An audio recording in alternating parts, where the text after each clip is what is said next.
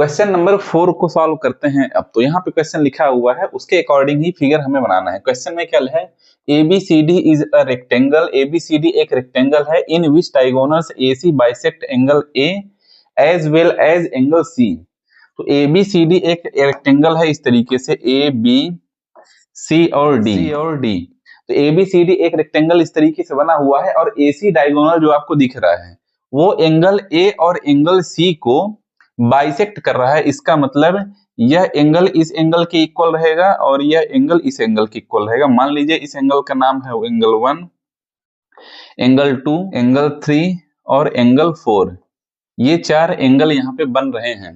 तो हमें क्या दिखाना है फर्स्ट पार्ट में। फोर्थ क्वेश्चन के दो पार्ट हैं। फर्स्ट पार्ट में हमें यह बताना है कि ABCD एक स्क्वायर है। ABCD यह एक रेक्टेंगल जो आपको दिख रहा है यह एक स्क्वायर है, यह हमें दिखाना है। तो चलिए सॉल्व करते हैं। तो इसे स्क्वायर दिखाने के लिए इन रेक्टेंगल ABCD रेक्टेंगल में angle 1 equals to angle 2 and angle 3 equals to angle 4। ये दोनों इक्वल हैं। कौन से रीजन से? AC bisects angle A and angle C। AC angle A और एंगल C दोनों को बाइसेक्ट कर रही है, यह हमें दिया हुआ है। इसलिए एंगल 1 एंगल 2 के इक्वल हो जाएगा, एंगल 3 और एंगल 4 के इक्वल हो जाएगा। Now angle 1 equals to angle 3। Angle 1 angle 3 के इक्वल हो जाएगा। क्यों? अल्टरनेट इंटीरियर एंगल से एंगल 1 एंगल 3 के इक्वल हो जाएगा। यहाँ पे रीजन मैं लिख देता हूं, alternate interior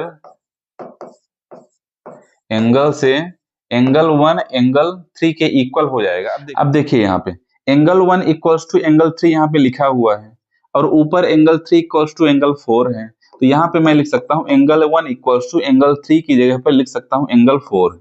angle 1 equals to angle 4 आ गया है। अब देखिए एंगल 1 इक्वल्स टू एंगल 4 हो चुका है। Angle 1 equals to angle 4। तो ट्रायंगल ABC में अब देखना है, ट्रायंगल ABC, इस ट्रायंगल की बात मैं कर रहा हूं।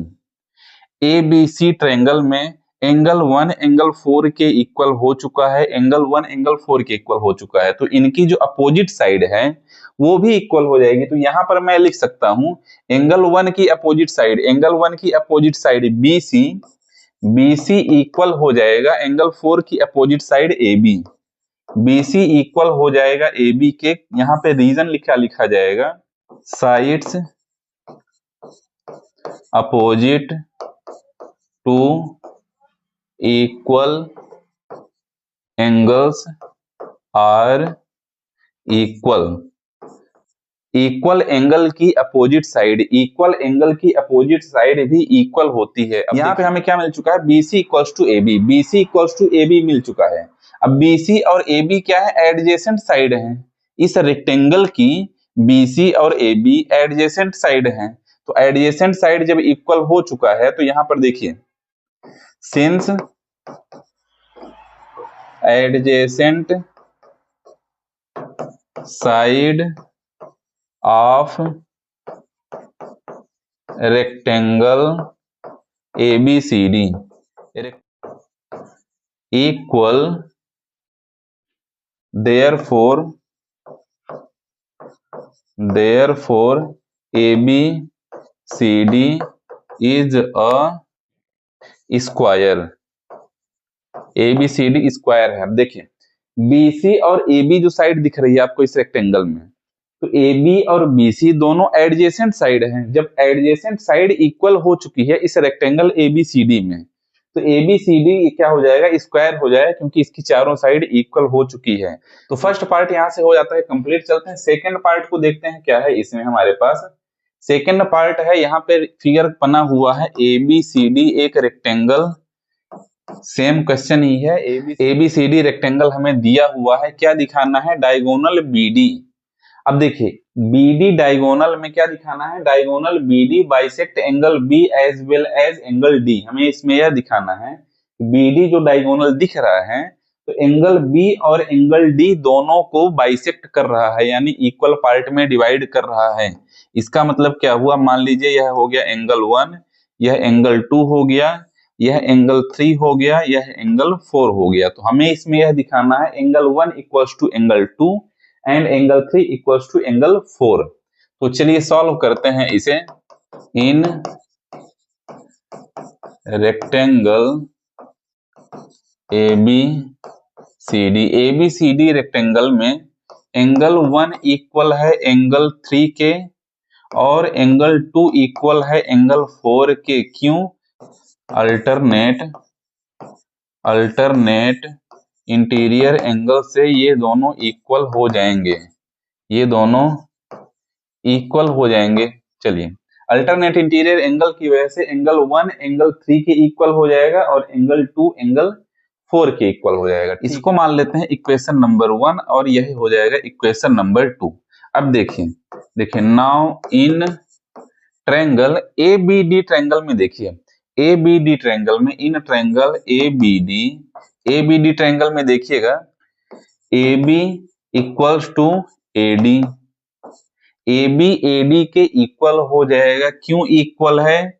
Sides of square ABCD square की ये दोनों साइड हैं, इसलिए ये दोनों इक्वल हो जाएंगी और इसे स्क्वायर फर्स्ट पार्ट में हमने प्रूव किया है।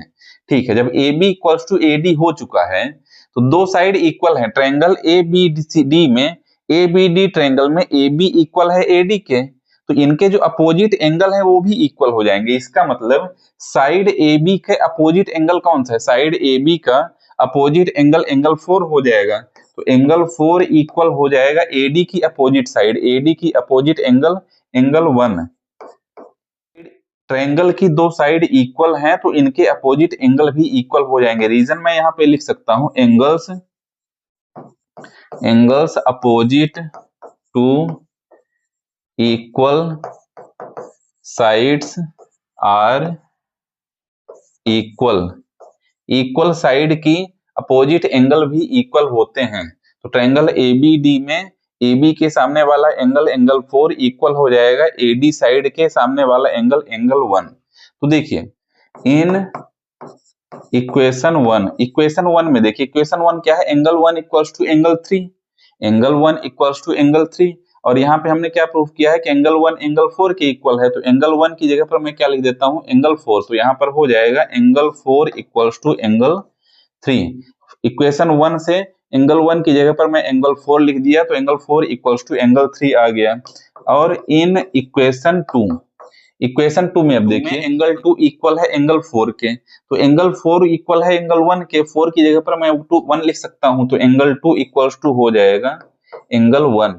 यहाँ पर देखिए एंगल 4 इक्वल हो गया एंगल 3 के और एंगल 2 इक्वल हो गया एंगल 1 के। तो जब ये दोनों इक्वल हैं तो यहाँ पे फाइनल आंसर लिखा जा सकता है therefore BD bisects angle B and angle D। BD जो डायगोनल है एंगल B और एंगल D को बाइसेक्ट कर रही है, क्योंकि एंगल 1 एंगल 2 के इक्वल हो गया और एंगल 3 एंगल 4 के इक्वल हो गया है। तो इसी के साथ क्वेश्चन नंबर 4 हो जाता है समाप्त। चलते हैं अगले नंबर के क्वेश्चन में।